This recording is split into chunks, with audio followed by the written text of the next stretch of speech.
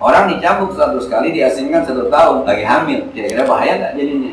Bahaya. Maka Nabi ahsin ilaiha. Begini dia bang, ini ponakan ente, ini anak ente, urusin dulu biar benar sampai dia lahir. Faiza wada'at fatini biha. Ntar kalau lahir baru bawa kemari kata Rasul sallallahu alaihi wasallam. Kan yang enak kabur ya. Kabur ya enak. Ya selesai kan. Kabur. Menjauh. Fa'amara biha Nabi sallallahu alaihi wasallam, maka ketika dia lahir, kemudian dia datang lagi kepada Rasulullah sallallahu alaihi wasallam, fasyuddat 'alaiha thiyabuha, maka dia diikat dengan bajunya, tsumma amara, kemudian Rasul perintahkan, farujimat, maka perempuan itu dirajam sampai meninggal dunia, tsumma shalla 'alaiha, dan Rasul nyolatin perempuan yang berzina. Dah. Faqala Umar, kata Sayyidina Umar begini, tusalli 'alaiha ya Rasulullah qad zana? Ya Rasul, ente mau nyolatin pezina? Tusalli 'alaiha wa qad zana? Ya Rasul, engkau sholatkan dia padahal dia zina. Faqala, kata Rasulullah, laqad tabat taubatan. Ini perempuan pezina udah tobat. Lau usimat, kalau dibagi baina sab'ina min ahlil Madinah, nilai tobatnya ke 70 orang yang ada di Madinah, saat itu orang sahabat, orang-orang soleh semuanya, lawasi'atkum, maka nilai tobatnya masih melebihi 70 orang-orang Madinah yang saat itu soleh. Ya orang kagak ketahuan ngaku gimana? Udah ntar aja kalau udah lahir baru kembali balik gimana? Bahkan di cerita yang lain, ketika dia balik kata Rasulullah, lah kalau lu dirajam sekarang mati, yang nyusuin siapa? Susuin dulu. Ntar kalau udah 2 tahun udah disapi baru kembali. Balik lagi pas 2 tahun ya Rasul udah disapi. Maka Rasul kemudian nyolatin. Sayyidina Umar protes, zina disolatin. Agar ada bagus-bagusnya. Kata Rasulullah, ini perempuan luar biasa tobatnya. Ini perempuan luar biasa tobatnya. Kalau nilai tobatnya dihamparkan, kalau dia tobat nih nilainya kertas kayak gini begitu ya, dihamparkan di atas 70 orang soleh yang ada di Madinah, ada Abu Bakar, Umar, Utsman, Ali, di situ semuanya, Abdurrahman bin Auf di situ semuanya, itu nilai tobatnya akan menutupi bahkan lebih 70 orang Madinah.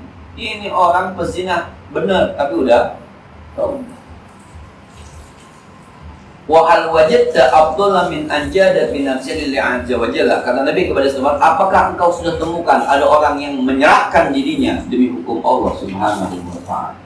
Enggak ada. Maling di mana-mana enggak ngaku, kalau bisa kabur. Ini enggak. Datang suruh pulang balik lagi. Nah, kalau saya nih suruh monten, surga nih perempuan. Kalau saya suruh monten nih, kalau saya suruh monten, surga nih perempuan. Yang dibayarin siapa? Nabi. Yang nilai tobatnya siapa? Nah, ini tobatnya diterima benar. Orang Nabi yang bikin kok. Nabi yang bilang ini orang tobatnya kalau dihamparkan. Saya bilang, Nabi, itu pasti benar. Makanya ada istilah taubatan nasuha. Nah, begitulah hebatnya nilai tobat kalau urusannya akhirat. Maka urusan yang dunia kita kadang-kadang banyak mikirnya. Urusan dunia kita banyak mikirnya. Terkalu. Yang saya pernah cerita ada orang, Ustaz, saya mau bener susah amat ya. Saya mau bener susah amat bang ya. Iyalah, orang abang biasa turun kan kagak pegangan. Kita naik gunung Santri setengah mati coba turun, nggak pegangan juga nutur aja sampai turun.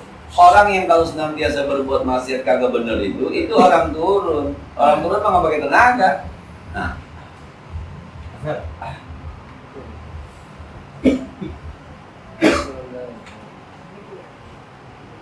sekarang orang biasa turun, disuruh naik.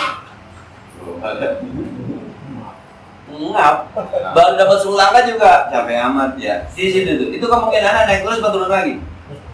Nah itu dia, kurang-kurang kuat yang mendampingi, kurang-kurang bisa turun lagi. Maka berapa banyak yang udah main ke masjid hilang lagi, udah main ke masjid Talim hilang lagi, banyak yang begitu. Karena ketika nggak ada yang bimbing, tutornya kurang bagus ya. Yang membimbing itu kurang bagus. Atau dia memang tidak ada pegangan gitu. Ada teman bilang, dulu Ji, waktu gua kagak bener, duit gampang banget. Pas gua bener, duit susah, gua heran juga. Kerjaan masih sama. Dulu waktu gua kagak bener, duit gampang banget. Iya, kerjaan masih sama kerjaannya. Tapi pas gua bener kayaknya duit susah. Itu gua balik lagi ke sana. Ya itu, karena biasa turun. Sekarang naik baru belajar naik. Maka orang-orang yang tobat yang kemudian naik yang bisa lebih tinggi dibanding kita yang dari dulu udah benar bahasa kita tapi lebih hebat lagi kita, luar biasa itu. Nah kayak gitu. Orang biasa pelit, sudah dermawan, berat. Iya, orang biasa listrik aja dihitung, nenek nggak dipakai matiin, pergi pasangin nggak digunain, boros banget pasangin nyalain, mati. Yang biasa begitu suruh ngamal, ya berat. Itu kan tobat namanya, tobat. Orang nggak biasa puasa, suruh puasa Senin Kamis nggak mati. Wah tuh jaga puasa mah tukang es nggak kelihatan. Pas dia puasa tukang es lewat aja depan dia. Emang begitu. Ya. Kalau bahasa saya dulu waktu kita belum nikah itu perempuan susah banget dicarinya. Pas udah kena nikah yang WhatsApp ada aja kurang ada. Subhanallah. Jadi lagi ngomong begitu tobat tuh berat. Lah kalau kayak gini kan ukurannya mati dia tobat dia pulannya mati. Tapi dia kerjain. Lah kalau dia ngaku dirajak mati. Tapi dia kerjain. Apa kata Rasulullah? Ini orang tobat yang mana ada. Maka sekali lagi memang orientasi hidup kita itu kalau akhirat sebenarnya nggak ada yang masalah. Karena orientasi kita kehidupan selalu dunia jadi bermasalah. Kalau dari akhirat kan ujung-ujungnya mati, ujung-ujungnya mati. Lu mau kaya miskin mati, lu mau sehat lu mau sakit mati, lu mau gemuk lu mau kurus mati, lu mau makan lu mau kagak makan mati ujung-ujungnya. Yang penting ntar gua mati gimana? Kalau kata Subhanahani itu kadang-kadang mulai kalau saya mikirin yang di rumah tuh suka sesak nafas kata begitu. Itu kalau kita meninggal pas terus kita meninggal itu kita kemana ya? Kita kemana? Itu kadang-kadang saya bikin cuma nyesek hati saya. Nah, lah kalau urusannya surga aman neraka maka nggak ada masalah sebenarnya. Lapar mati nggak apa-apa yang penting surga kan gitu. Dengan kita kadang-kadang yang haram nggak apa-apa kali ya daripada darurat kita mati gitu ya. Tapi kalau kita ngaji tasawuf mendingan lu mati kagak mengkonsumsi yang haram daripada lu hidup yang mengkonsumsi yang haram. Tapi kalau orientasi dunia nggak begitu, enggak. Pakai konsep darurat, ad-darurat tubihul mahzurat. Selama kita terdesak, boleh loh untuk menyelamatkan nyawa kita, Tapi ada orang yang narik ujung begitu tuh, gua mau mendingan mati daripada konsumsi yang haram. Ini mah cerita benar. Ibu saya kemarin ketika Ramadan itu, kita sudah apa ya, sudah bahasanya pesimis. Karena emang kakinya itu sudah luar biasa, diamputasi nggak mau ibunya, kalau kata dokternya begini, ini Pak, Bapak bawa ke rumah sakit pengennya ibu sembuh, tapi saya khawatir sebaliknya. Karena kita berpacu dengan kuman, berpacu dengan virus, segala macam, karena kita nggak paham. Ya. Akhirnya kata ibu saya pulang aja, pulang dikasih suntikan, dia bilang ini, suntik di perut. Bapak bisa nyuntiknya? Saya bisa nyuntikin insulin. Bisa gitu, begini diajarin, suntik. Ini untuk memperlancar pembuluh darah. Ya. Sampai di rumah ada tulisan di pojokannya bersumber dari babi. Wih, gue pakai makanan orang sakit, kalau pakai bahasa darurat mah sakit. Apa loh, obatnya nggak ada lagi. Akhirnya saya ajak bicara abang saya, kata abang saya jangan pakai dulu. Saya ajak ngomong ibu saya, kata ibu saya mendingan gue mati daripada di badan gue ada sikat jamburan babi. Jadi nggak usah pakai nih, nggak usah dipakai. Akhirnya itu saya usap aja, suruh pasrah aja lah, anak udah pada gede semuanya. Saya bontotnya saya udah 43 tahun. Pergi haji udah, umroh udah, ngerasain susah udah, ngerasain kaya udah. Dari punya anak sampai punya cucu udah 10. Emang kita tinggal ujungnya doang sih. Akhirnya lama-lama pasrah. Biasanya kalau sakit aduh enggak, saya kasih baca doa bismillahirrahmanirrahim. Makin pasrah makin baik ternyata. Sekarang ini seger lagi, kemana buat puasa biar bodoh? makin itu obat akhirnya kagak ada yang diminum.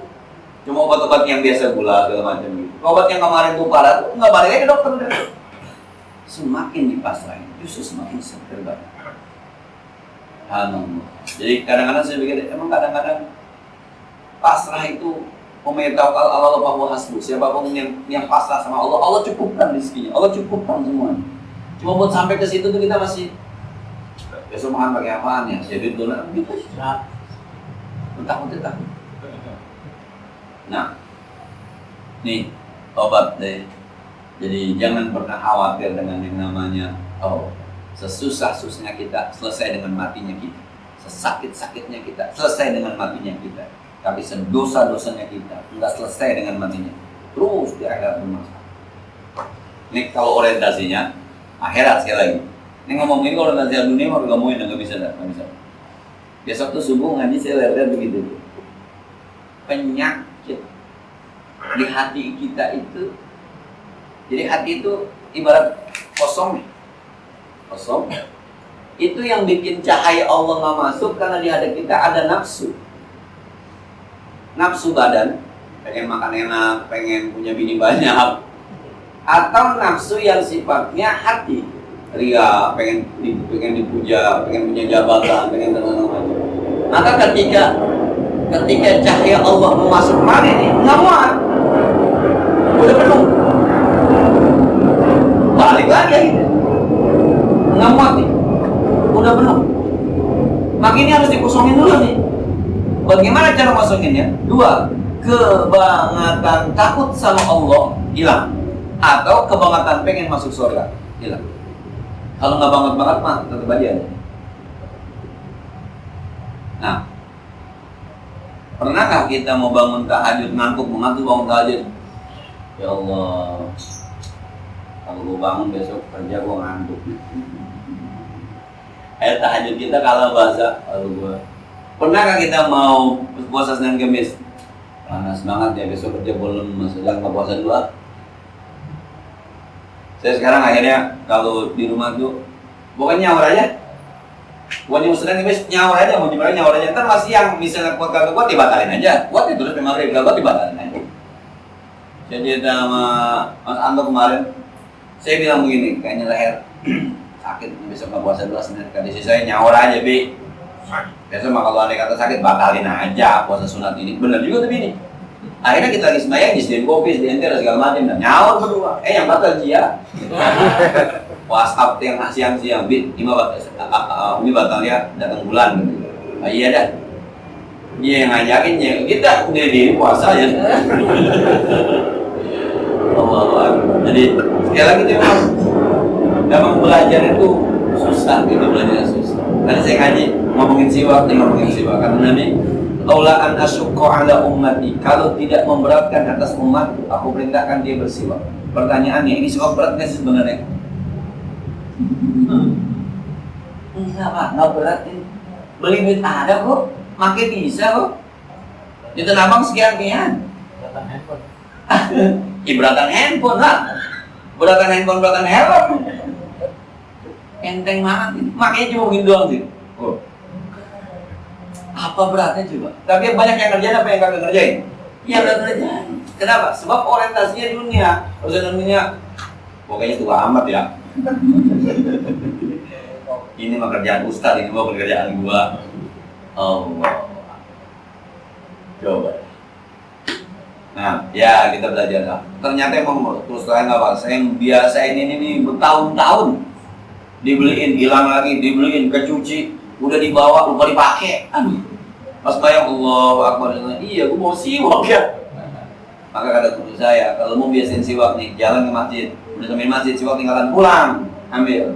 Lagi semayang Allahu Akbar, lupa siwak batalin, nyiwak dulu, itu baru bisa ya. Kalau ketinggalan ya udah ketinggalan, ya udah nggak bisa. Paham Pak, saya dibeliin sama guru saya kayak Mahfud Bangun, tiap dia pulang haji dibeliin, hilang lagi, dibeliin, hilang. Sampai malu sih kita ditanya, siwak masih ada full, udah hilang. Sampai malu kita rasanya. Sampai kemudian bisa kita bawa tuh puluhan tahun belajar. Emang itu urusan yang kecil kayak begitu aja. Karena orientasi kita, saya dan kita semua lebih banyak masih ke dunianya dibanding akhirat. Yang nggak bisa aja ke ujung-ujung langsung akhirat, nggak bisa, emang harus pelan-pelan. Kembali bahwa yang namanya taubat itu luar biasa. Nah, An Ibnu Abbasin wa Anas bin Malik radhiyallahu anhu anna Rasulullah sallallahu alaihi wasallam qala, Rasulullah bersabda, "Lau anna libni Adam wadiyan min dhahab." Kalaulah manusia punya satu lembah isinya emas. Kalau bapak-bapak punya gudang segini gedenya, isinya emas. Ahabba ayyakuna lahu wadiyani. Di artinya masih pengen punya 2 gudang emas lah. Coba. Punya sepeda pengen punya motor, punya motor pengen punya mobil, pengen punya mobil pengen ganti yang baru. Nggak cukupnya. Udah 1 juta mah enak nih, 1 juta. Ya, coba 2 juta. Coba 10 juta. Coba. Semua kita juga. Jadi tetangga ada lagi di motor baru, tetangga ada aja motor baru dibeli tuh, kita yang ngirik-ngirik juga tetangga tuh ya. Iya tuh yang baru mah itu.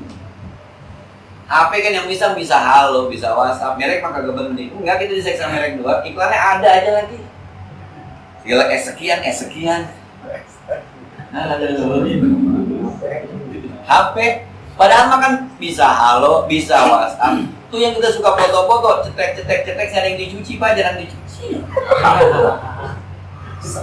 Iseng doang, itu mah ada yang dicuci. Nah, ya kecuali kalau saya ngeliat tuh foto-foto Ustaz Somad lagi moto kita, bener jam ya, lagi moto kita nih di Kiai Mahmud Asin Akil Khalid Kongjo, karena Kiai Ahmad Majid foto lagi Ustaz Somad, cetrek, buka lagi foto, cetrek. Ntar di rumah dilihat tuh, nyari referensinya, itu kan bener namanya. Kita mengatakan nggak pada begini mulu, dicuci kagak? Enggak, tapi sekarang HP-nya itu kan nggak kepake tuh, HP-nya besok jadul, tukar lagi. Kadang-kadang ada 2 HP, kadang-kadang ada 3 HP. Dulu buaya yang baru tukang bubur, HP-nya 3, tukang bubur, HP-nya 3. Ternyata tukang HP juga jual beli HP. Allah tampilan deh. Manusia kalau punya 1 gudang emas dia akan pindah 2. Semua kita begitu. Kata, maka karena Nabi manusia. Walai yamla'a jawfahu illa turab, dan kemauannya tidak akan pernah terpenuhi. Kenyangnya tidak akan pernah terpenuhi kecuali nanti kalau mukanya udah ditutup sama tanah. Udah mati, udah mukanya ditempelin sama tanah, baru dah cukup dah. Alhaqumut takatsur hatta zurtumul maqabir. Kalian itu dilalaikan dengan main banyak-banyakan. Main banyak-banyakan kontrakan, main banyak-banyakan perusahaan, main banyak-banyakan bini, main banyak-banyakan duit, main banyak-banyakan HP, main banyak-banyakan tabungan, main banyak, semua begitu. Hatta zurtumul maqabir, sampai kalian mengunjungi kuburan. Ini semua manusia. Tapi kata Nabi, wa yatubullah ala man taba. Allah akan menerima taubat orang-orang yang mau taubat. Sekalipun tuh kerjaan kita kayak gitu tuh, brengseknya gitu ya. Gua nggak bikin orang lain tuh gimana, yang penting gua senang, yang penting gua zaman jahiliyah itu lagunya bento ya, persetan orang susah, yang penting kita senang. Nah, tapi kalau satu saat kemudian dia mau bertobat, Allah terima tobatnya. Udah sebreng. Korun kalau dia tobat beres tuh, kira-kira begitu. Fir'aun kalau dia tobat beres tuh. Iblis kalau dia bertobat beres tuh. Sebrengsek apapun lu gitu bahasanya. Sampai jadi orang kaya sekaya-kayanya sombong-sombongnya, tapi lu mau tobat, Allah terima tobat. Nggak ada yang tobat yang ditolak oleh Allah. Apa namanya istighfar gitu, minta ampun sama Allah. Sebab tiap hari kita nggak pernah luput dari namanya dosa. Nah, lagi jadi guru, Pak. Saya kan apa jadi guru? Emang Ustaz guru ada dosanya? Ya. Dosa mah di mana aja. Yang guru, yang murid, yang pegawai, yang pekerja, ada aja. Yang namanya semua kita. Kullun nasi khata'un, semua manusia pasti berdosa. Wa khairul khata'in at-taibu. Yang paling baik ketika berdosa adalah orang-orang yang tahu. Semuanya. Jadi orang tua ada dosanya, jadi anak ada dosanya. Semuanya. Tapi Allah tidak akan pernah menolak tobat hamba. Sekalipun brengseknya kayak tadi itu, udah kaya banget masih ngambil, kaya banget pun masih ngambil. Itu aja tuh diurutin, bayang kagak, ngaji kagak. Tapi 5 tahun sebelum dia meninggal, tobat dia. Allah terima tobat walaupun udah sebrengsek kayak begitu. Maka bersyukurlah kita tinggal di daerah yang masih ada orang-orang yang kita bisa lihat benernya. Waktu kemarin waktu yang duluan di masjid itu ada cerita tentang Fudail bin Iyad kan, perampok yang kalau ngerampok sendiri beres, orang-orang bagi bertiga berlima jengkel sendiri beres. Sampai satu saat, mohon maaf nih, taruh Fudail bin Iyad ini orang Rawabayak begitu ya, orang Marga Jaya, ketemu di Bojong rombongan dagang. Fudail bin Iyad lagi lewat, itu lagi ngobrol tuh. Jangan lewat Marga Jaya gitu. Ada Fudail bin Iyad. Akhirnya dia nengok, maaf bang, abang apa nggak mau ke Marga Jaya? Oh, ada perampok Fudail bin Iyad. Bisa habis kita. Yang diajak ngomong Fudail bin Iyad. Nggak kenal dia rampoknya. Kalau kita masuk ke situ bang, ada Fudail bin Iyad. Itu perampok kaliber internasional. Dia sendiri udah habis kita. Jangan aja berdua, sendiri habis kita. Maka saya nggak mau sih lewat Marga Jaya bang. Saya mau lewatin aja di Palapan. Yang diajak ngomong Fudail bin Iyad. Kata Fudail bin Iyad, lewat aja bang, aman. Sekarang udah nggak ada Fudail bin Iyad di situ. Ya di sini adanya. Setelah lewat dia merenung, sejahat itukah saya? Sejahat itukah saya sampai orang lewat kampung takut sama saya, nggak mau lewat kampung saya?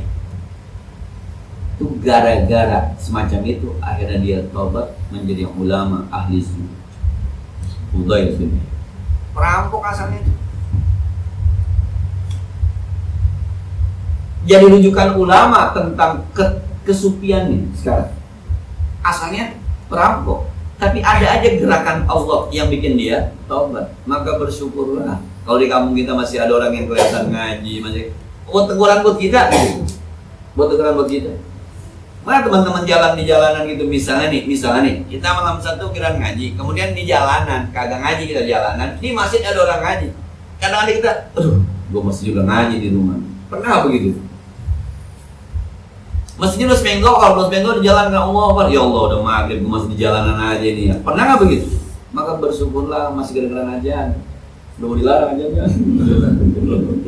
Udah sih. Wow, saudara-saudara. Coba nih. Subhanallah. Ada orang-orang yang serakahnya luar biasa. Kata Rasulullah, kalau dia punya satu gudang emas, dia mencari lagi. Punya kontrakan dapat 2 pintu, gope-gope sejuta. Saya kalau 3 pintu mah 1,5 juta, besok bikin lagi, besok bikin lagi. Nggak habis tuh. Bisa pinjam duit di bank lunas, besok pinjam lagi.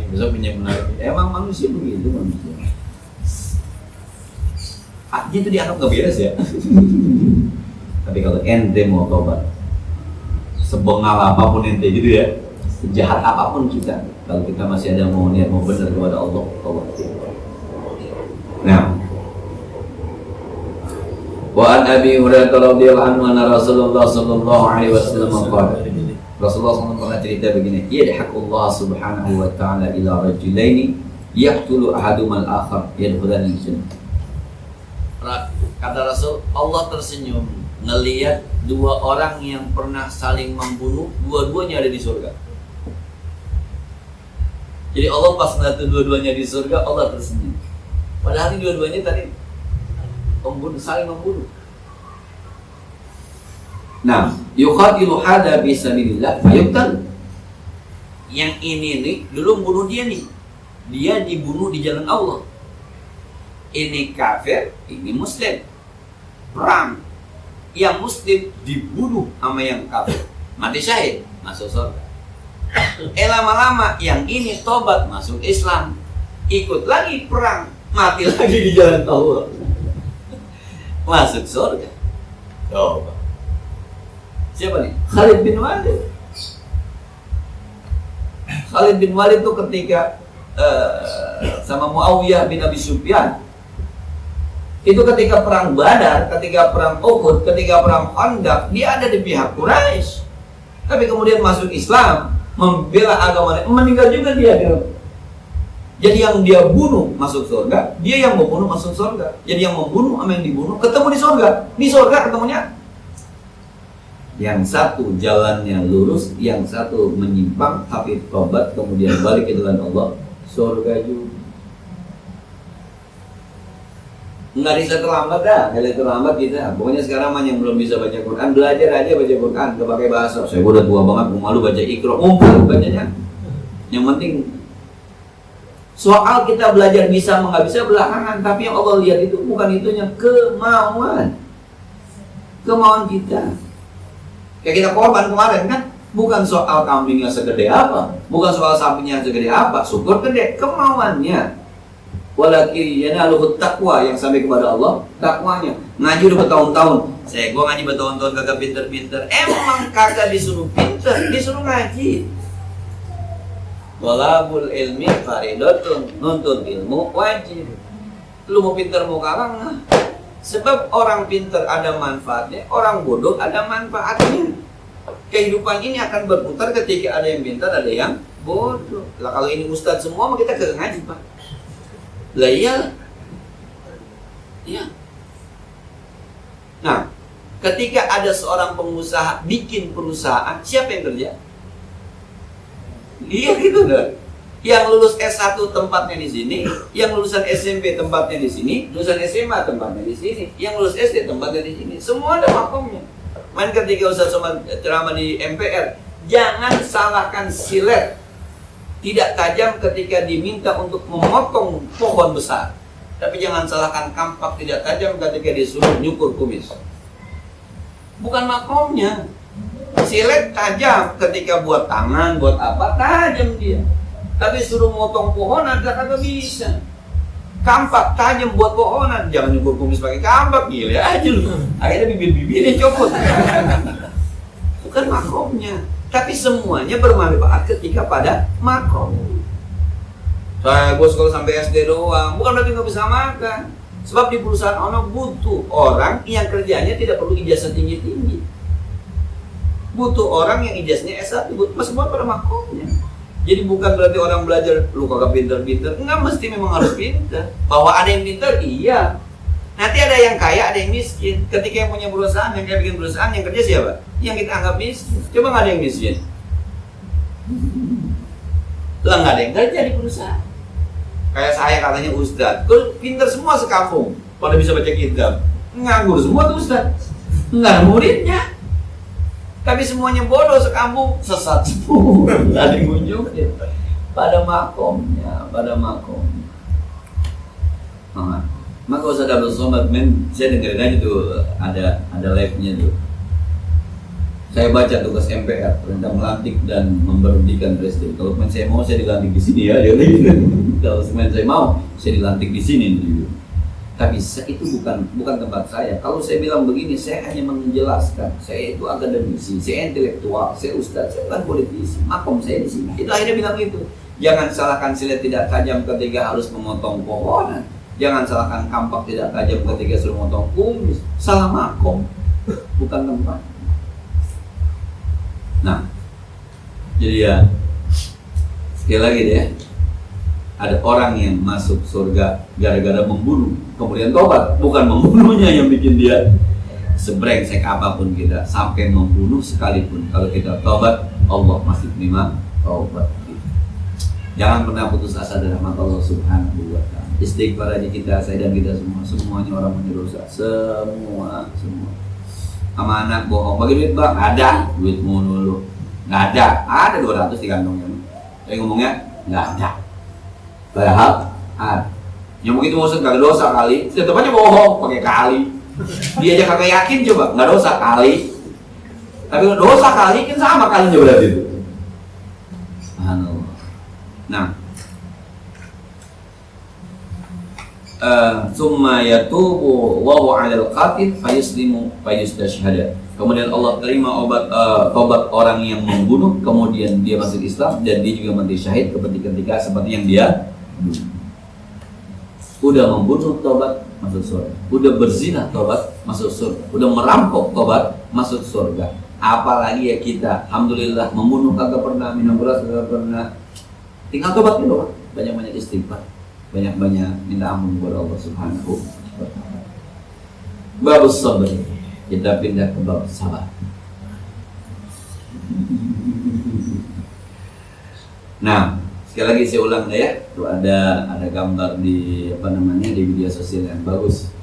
Sabar itu seperti kita hujan menggunakan payung.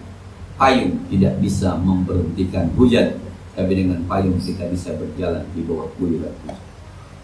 Sakit sabar, sabar kita tidak bisa menyembuhkan penyakit kita, tapi dengan sabar kita tetap bisa ibadah dalam sakit kita.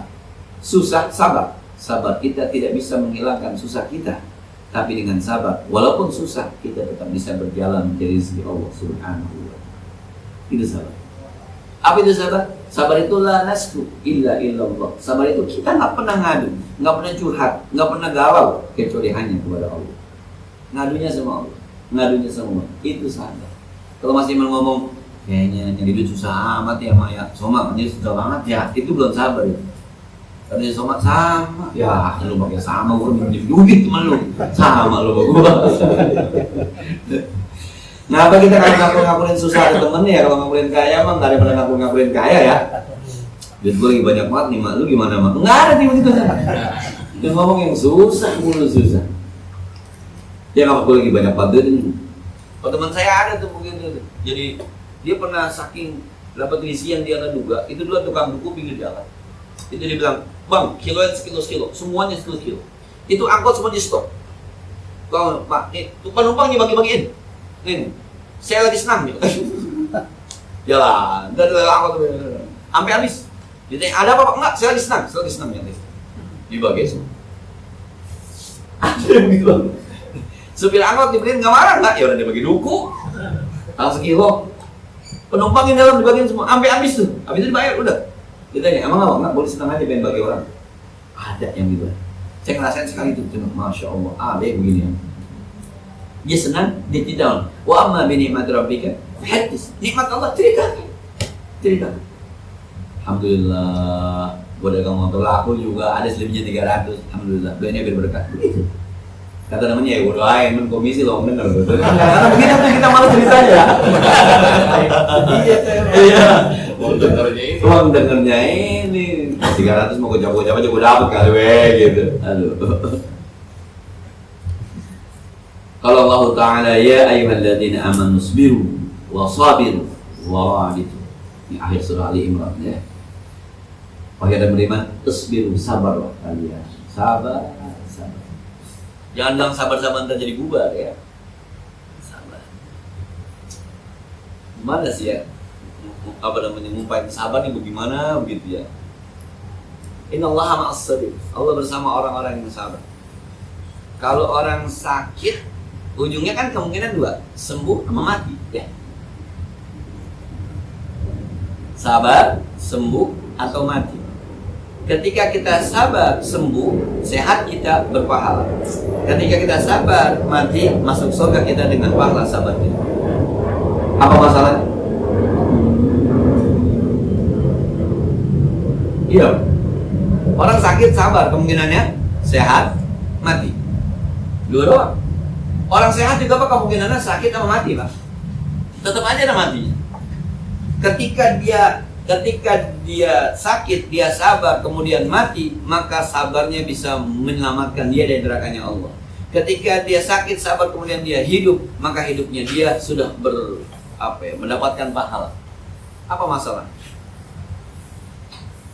Nah, sehat, ujungnya kalau nggak sakit, mati. Ketika dia sehat, dia bersyukur, kemudian dia sakit, maka sakitnya dia sudah diliputi rasa syukur. Ketika dia mati, maka sehatnya dia sudah mengumpulkan pahala dari syukurnya. Apa masalah? Sekali lagi memang ini orientasinya harus akhirat. Kalau orientasinya nggak akhirat nggak bisa.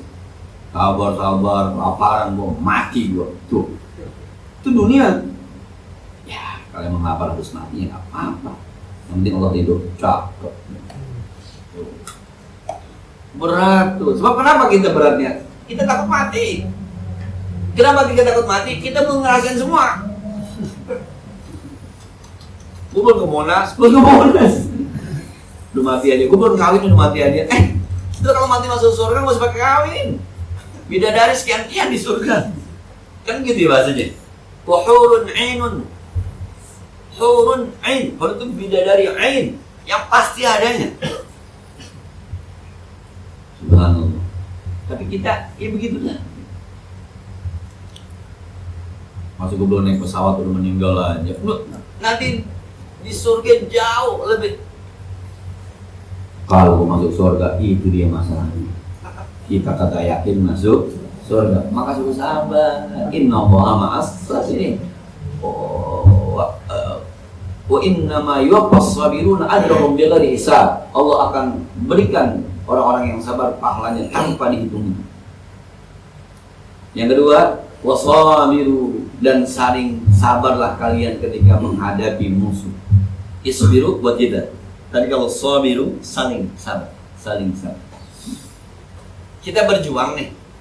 Berjuang membela agama Allah. Itu kadang-kadang kan di antara kita ada konflik ya. Di antara kita berjuang satu arah tapi ada konflik. Bersabarlah saat itu. Jangan dibesar-besar konfliknya.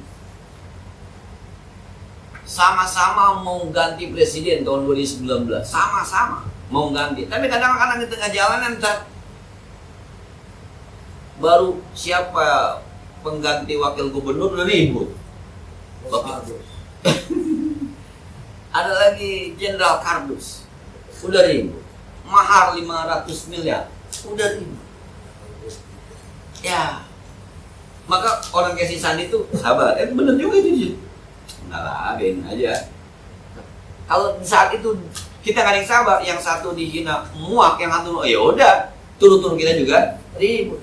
Ini yang udah selesai sebenarnya Muhammadiyah amen, udah selesai itu, udah tinggal. Rupanya ditakutin muncul lagi Wahabi.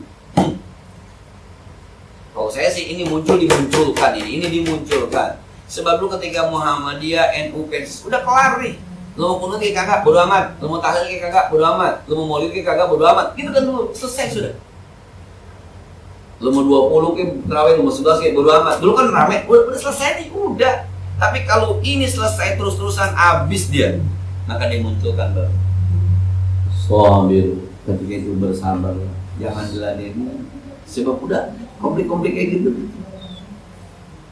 Sampai dia bilang, udah itu tutup dulu. Sekarang kita rebut aja dulu. Kita rebut, kalau udah kita rebut, baru kita ngomongin gituan gitu. Ada yang ngomong kayak begitu. Wassalam.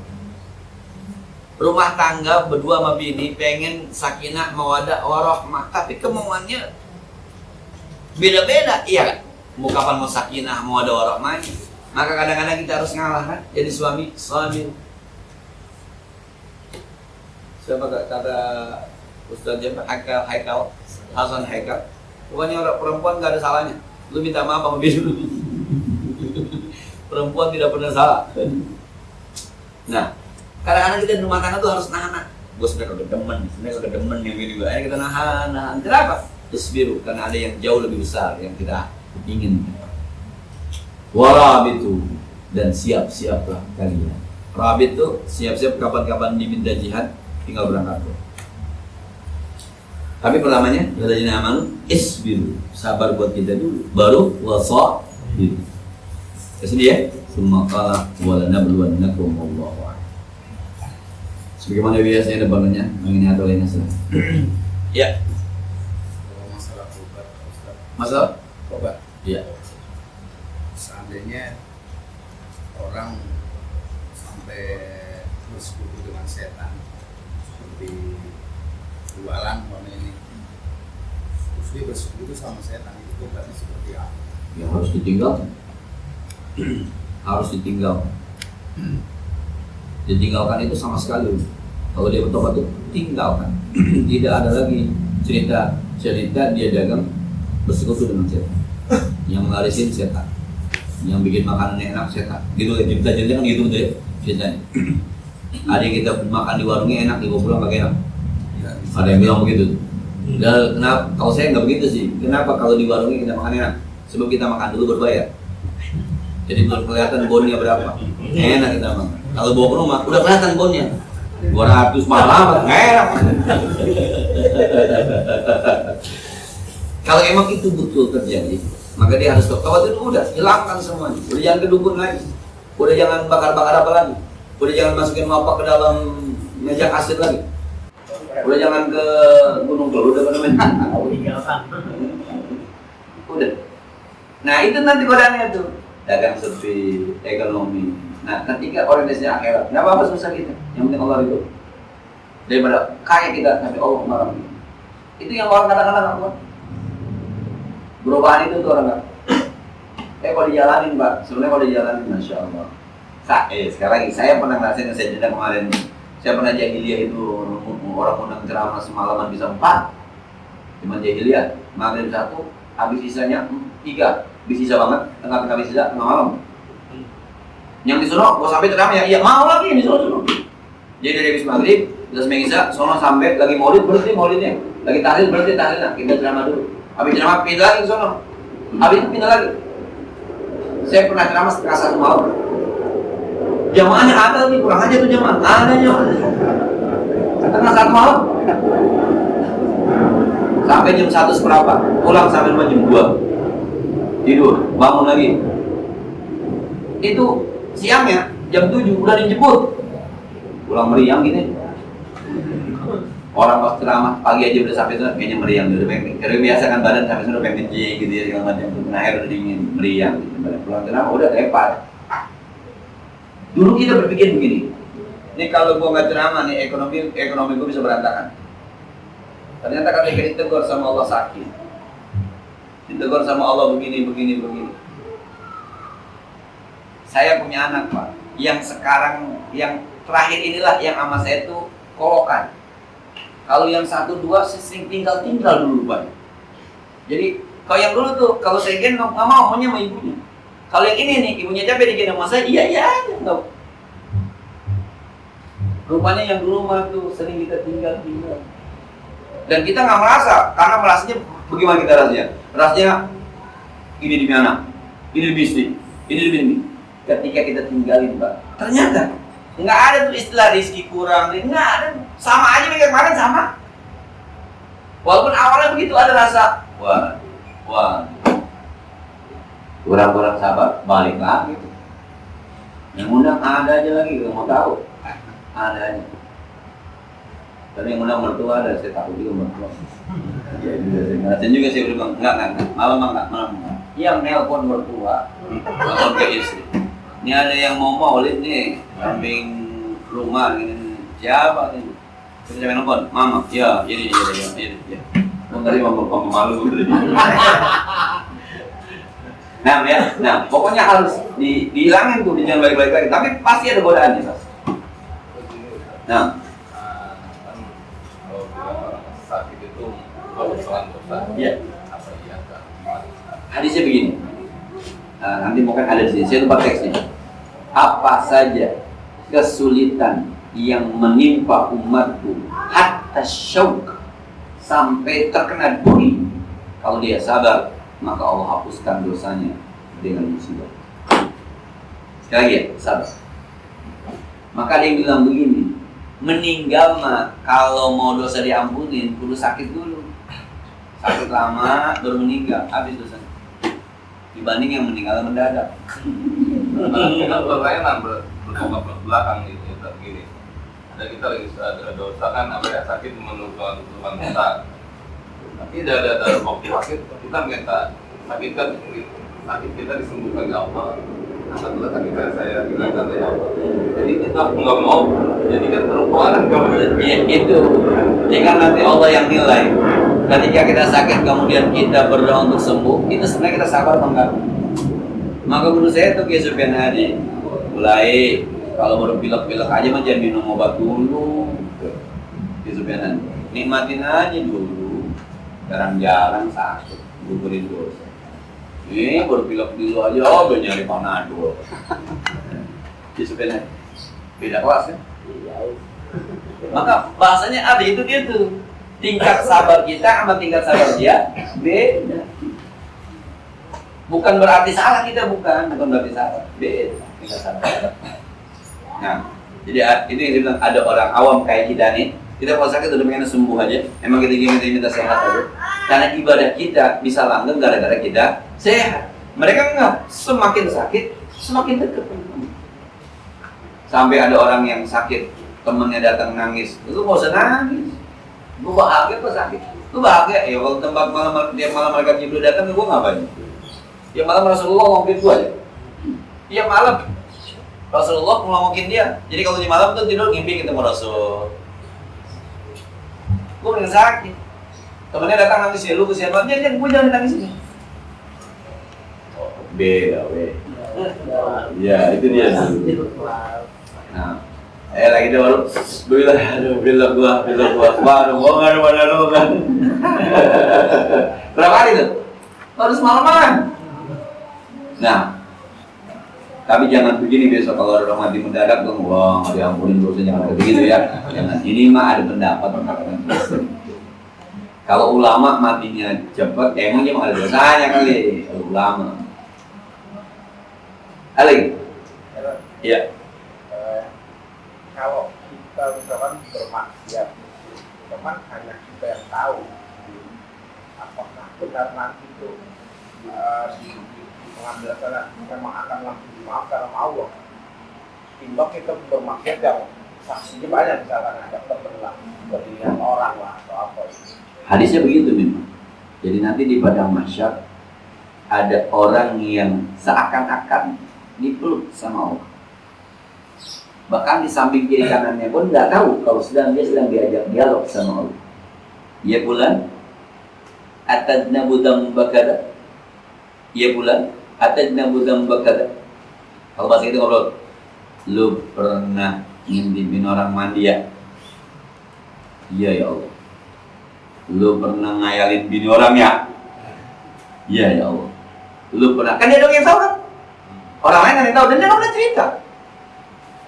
Kata Allah, dulu kamu pernah berbuat dosa, hanya engkau dan aku yang tahu. Dan engkau bertobat kepadaku, hanya engkau dan aku yang tahu. Maka hari ini aku tutupkan semua aibmu di hadapan orang, karena cuma engkau dan aku yang tahu. Emang hadis itu? Ya, kalau emergensi harus bikin dosa, diri aja. Jangan ngajak orang. Ada saksinya masalahnya. Kalau ngajak orang. Ini emergensi harus bikin dosa, diri aja, jangan ajak orang. Dan kadang-kadang ada tuh aurat perempuan yang suka kelihatan, kita lihat udah buang muka aja, temennya dikasih tahu.